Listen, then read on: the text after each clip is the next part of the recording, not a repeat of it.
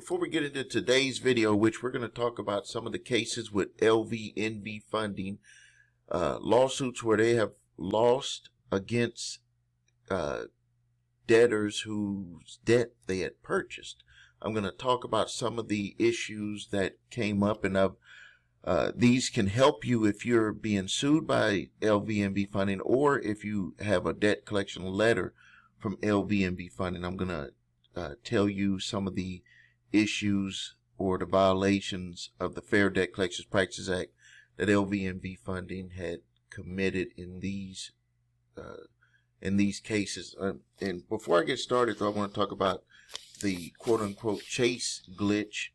A lot of people are suffering repercussions or consequences from their actions. Some people are reporting that they owe thousands of dollars, tens of thousands of dollars, because of the float period that Chase had when people were depositing checks into their own account and then taking the money, and then all of a sudden the next day or 24 hours later, the check came back that it was not a good check, but people were taking the money out of their own accounts. Even if they did it out of another account, it's still illegal. This is check fraud, and these people, Chase has said that they're going to go after these people to the fullest extent of the law. And a lot of these people that did this were young people. Not to say that we don't make mistakes as young people, but this is going to be one that a lot of these young people are going to have to work their way out of, and especially if they're trying to move forward in their life, they're going to find it very difficult to overcome a $5,000, $10,000, $20,000 debt when they are not making that type of income. And that would be the least of their worries, because they could be charged with bank fraud, straight up bank fraud. And the thing about it is that they laid it on a silver platter for Chase and their attorneys and any attorneys generals or any prosecutors' offices to be able to go after these individuals. What are you going to say? You didn't deposit the check into your own account. You were not at the ATM that videotapes you taking money out of the ATM. You did not go to the bank, withdraw the money from the bank, or you did not use the money that showed up in your account, use your debit card to go out and make purchases and have those purchases delivered directly to you. It's like putting it on a silver platter. If you find yourself in those situations, you need to be ahead of the game, be proactive, give as much money up that you took back. If you don't have the money, you need to be proactive and work out an arrangement, because you don't want them to take it to the next level. If they take it to the next level and they decide to have you prosecuted over it, where it's not just something civil, which they will be able to do because of the means that was done with it, you have to be very careful. And so if you are making payment arrangements, I don't care if you got to pay them $10. If you can get it on record that you have a repayment agreement in place, they can go and bother other people who don't want to be proactive about this. So now let's get right into it. You know how I am. When we deal with stuff, it's not just about credit repair, debt. It's about you not having to have these problems continually come back to haunt you in your life. You want to be able to have no surprises. You want to be able to improve your lifestyle. You want to be able to secure your financial future, your credit, everything that you've built and that you're trying to build, everything that you have built. You want to keep that like it is, so there's no surprises in the future. You want to be able to grow your life. You want to be able to grow your finance. You want to be able to secure your finances. You don't want people taking your money out of your bank account. You don't want garnishment of your wages. This is what we all want.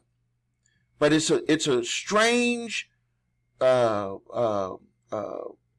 journey to get there, because in between having all of that work for you, There's all of these issues that people deal with on a day-to-day basis when they have bad credit, when they have too much debt, or they have debt collectors calling them, trying to garnish them, taking them to court, all of that stuff. It's like that's the end of the journey, but there's a whole bunch of stuff that people got to go through to get there. And to go through that gets you to start watching videos, going on YouTube, getting ebooks, signing up for credit repair services, looking for quick fixes, and all of this stuff. Because you want to get to that, and you want something that's concrete. You want solutions. You want real answers. And so before I get started on this, I'm going to tell you that there is no quick fix. There is no McDonald's to credit repair. There is no McDonald's to getting out of debt. It's going to take work. So if you're not looking at doing the work, then you're not really serious about getting out of debt and fixing your credit. All you're looking at doing is finding another glitch. And I know if you're still here watching this video, you're not in that category. Because it took me 5 years to repair my credit and to get out of debt. And that was a journey. And it was a lot of ups and downs. It was a lot of dealing with what I talk about on my channel. And everything is going to start with you on the inside first. If you make the decision to make these changes in your life and to deal with them no matter how long it's going to take, it's going to get done. But no one, not me, no other company, not your cousin, not your uncle, not your mom, not your dad. Your specific situation is going to take a certain amount of time for it to get resolved. And if you're not willing to go through the journey to get it resolved, then it's not going to happen. And 5, 10, 20 years later, you're going to be like some of the people who are like, what in the hell happened with all of that time when you could have been working on your credit and debt during that time? So let's talk about some of the Fdcpa, which stands for Fair Debt Collection Practices Act violations that were alleged here in my state of Wisconsin by debtors who Lvnv Funding LLC tried to come after for debt. So just so you know, any debt collector that has alleged violated a consumer's rights under the Fair Debt Collection Practices Act, short Fdcpa, can be sued by the consumer for statutory damages up to $1,000, actual damages including but not limited to harm or loss that resulted from a debt collector's actions, as well as the consumer's attorney's fees and costs. So in this one case here, the plaintiff alleged that Lvnv Funding sent him a debt collection letter that was misleading and deceptive. And you know that I've always talked about when you get these letters, you need to take the emotion out of it and you need to read it for what it is.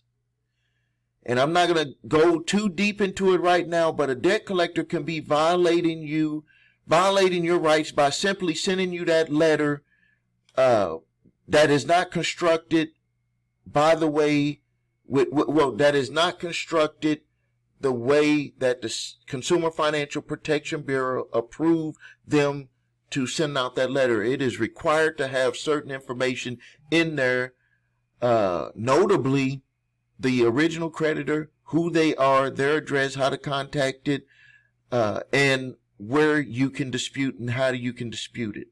So in this letter, the plaintiff alleged that Lvnv Funding, so this is the debtor who decided to sue Lvnv Funding, sent him a debt collection letter that was misleading and deceptive and violated and violative of the Fair Debt Collection Practices Act. The company named True Accord allegedly mailed the debt collection letter on Lvnv Funding's behalf. Now, what did I tell you if you've been watching my other videos about third parties sending out debt collection letters for debt collectors? That is a straight up violation.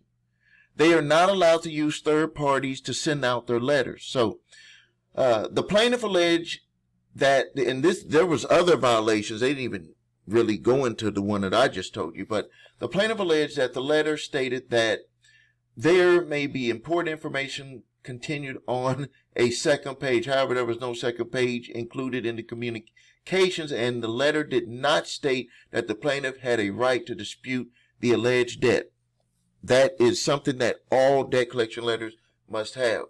The letter allegedly stated that the plaintiff could take some time to review his options, told him to make a full payment on the alleged debt, and told him to set up a payment plan, but again, it did not disclose to him that he could dispute the alleged debt, which you have a right to dispute, and they must put that in that debt collection letter. It also allegedly did not get him the required validation notice telling him that he could submit a proper dispute to Lvnv funding in regards to the alleged debt.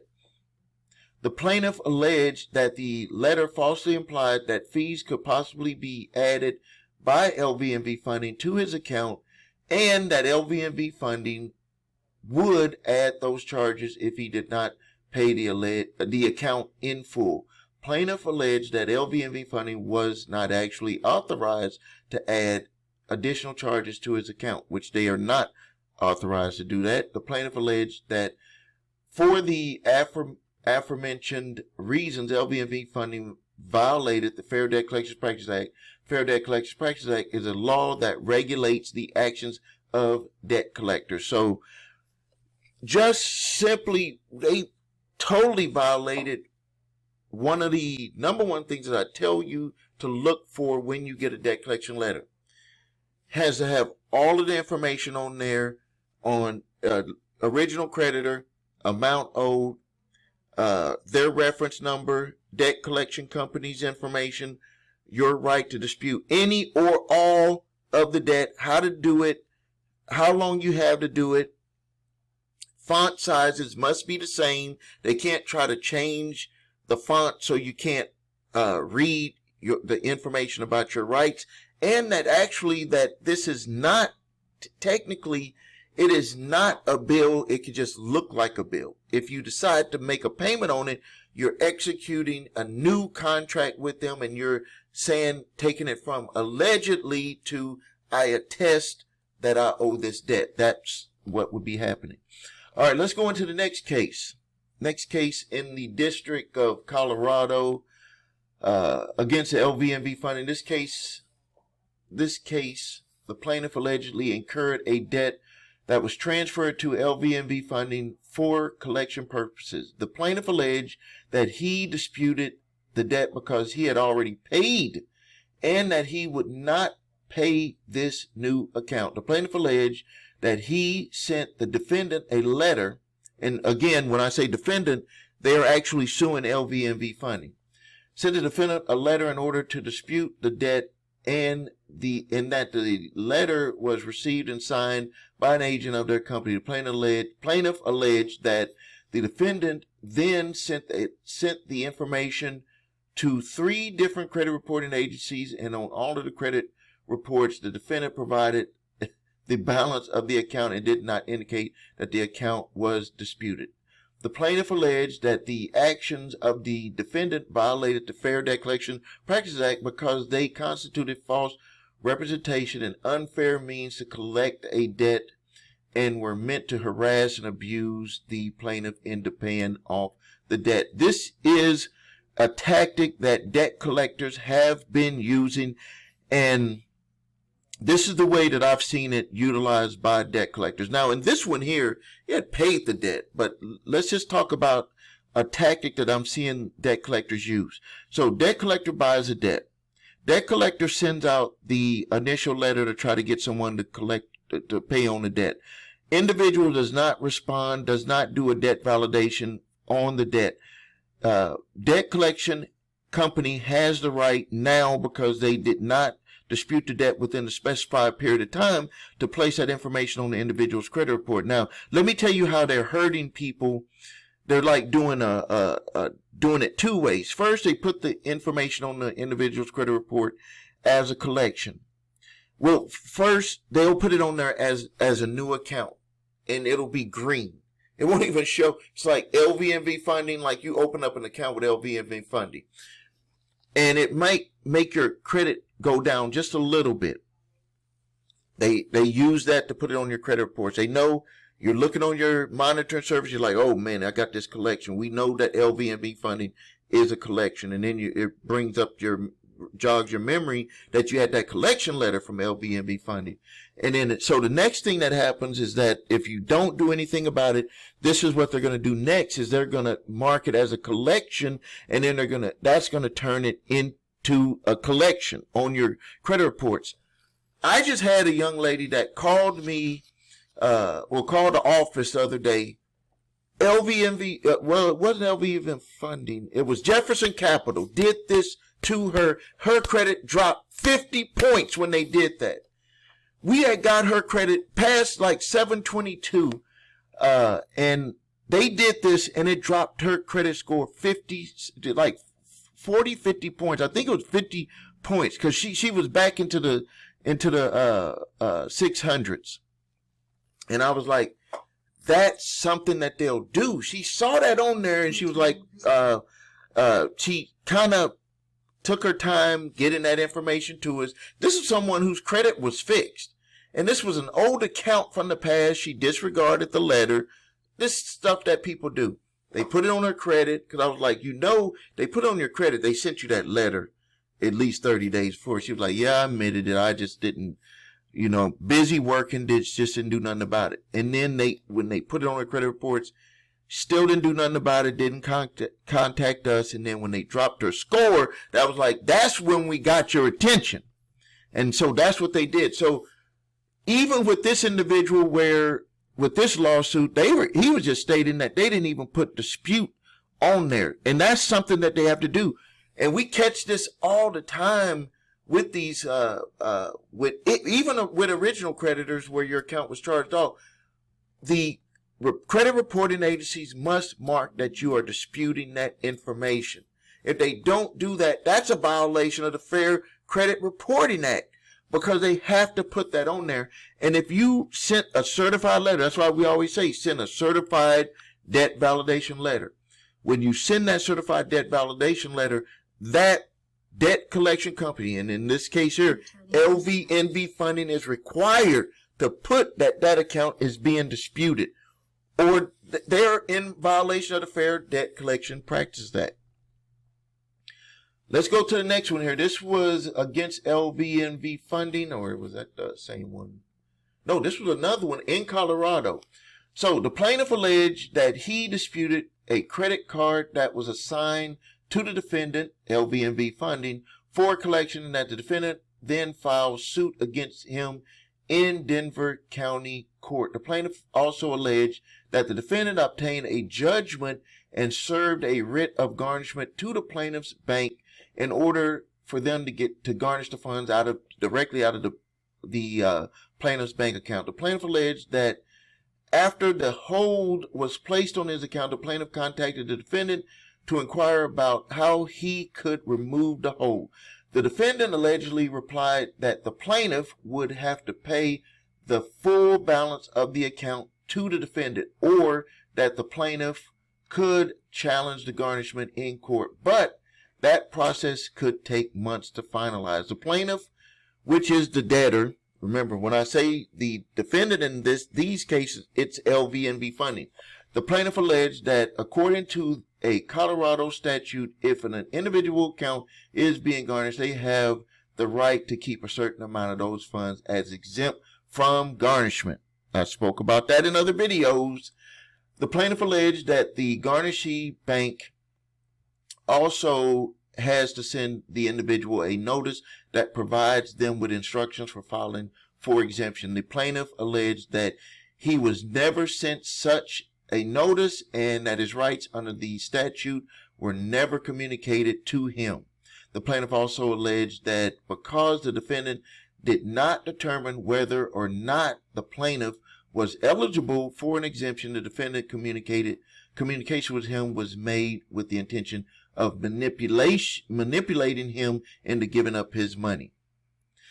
Additionally, the plaintiff alleged that he contacted the defendant, Lvnv Funding, to ask about the debt, to which the defendant informed the plaintiff that the judgment amount of $1,561.35 that $1,561.35 that the plaintiff alleged that the defendant then reported the debt to a number of credit reporting agencies, but that they reported the balance of $1,635. Thus, the plaintiff alleged that either one or both of the amounts that the defendant provided was false.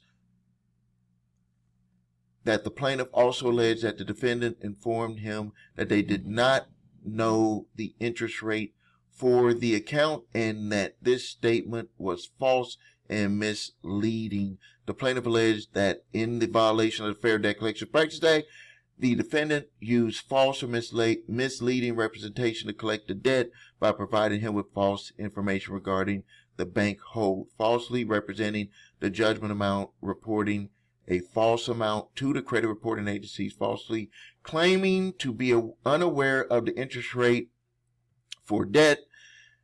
The plaintiff also alleged that defendant Lvnv Funding unfair or unconscionable means during the collection process, which is another violation of the Fair Debt Collection Practices Act. So you can see that and I love reading these for you. I love doing it because the reasons why I love doing it is because you can start to see how the Fair Debt Collection Practices Act could be utilized in your specific case. A lot of these issues come about because people don't ask these debt collectors the questions the right way.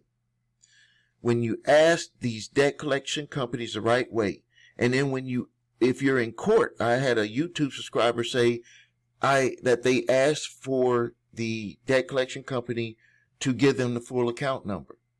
And this is what they came back with on this individual, and I hope that you're watching this video, is they said, we don't have to give you the complete account number because it's redacted for your privacy. And then you come back and say to them, okay, so you're redacting the complete account number for my privacy, and so I can't even authenticate if this complete account number is true and accurate.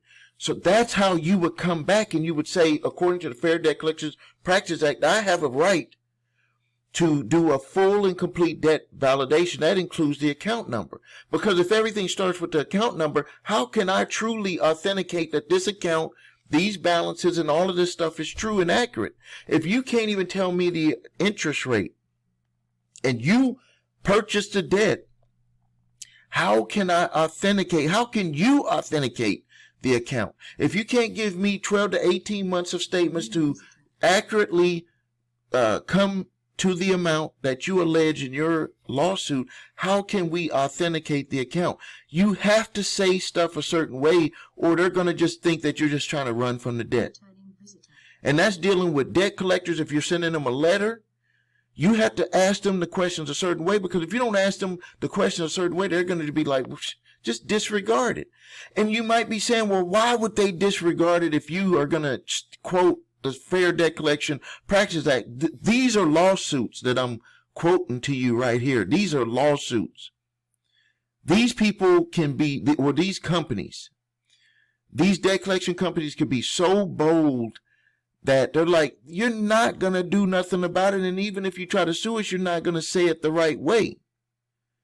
So the way that you're going to say it the right way is you're going to have to take those documents that they give you, take those statements that they give you, and you're going to have to craft your responses utilizing the Fair Debt Collection Practices Act. Because the way that I just stated these here, you probably would look at the Fair Debt Collection Practices Act and be like, I don't even see it that way, because the Fair Debt Collection Practices Act is going to give you the top line. It's going to talk about what you can see above water, and debt collectors rarely are going to like straight up harass you. They're going to rarely straight up do something to violate you that you can plainly see in the Fair Debt Collection Practices Act. What you have to do is you have to dig underneath. You have to look underneath the water, so to speak. Underneath. That's where you're going to start to see how you're going to be able to craft your letters, your responses to debt collector lawsuits. That's how you're going to be able to get to the point where these people here won these cases against Lvnv funding. That's how you're going to get to that. So if you need help with your credit, please visit us at thecreditrepairshop.com. Watch video, What Makes Us Different, so you can see my 8-point validation process, my 2-phase settlement process. If you need your credit reports and scores, go to the website, your3scores.com to grab your TransUnion, Equifax, Experian credit reports and all 3 scores. If you have debt collectors coming after you, I'm going to give you the letters to get things started. In those letters, we say it a certain way. It will get stuff started, and it could potentially stop a debt collector from coming after you. Use the one that's appropriate for your specific situation. Please subscribe to the channel, post your questions and comments, and I really do thank you for taking your valuable time to watch this video. This is Stephen A. Williams, President and Founder of thecreditrepairshop.com.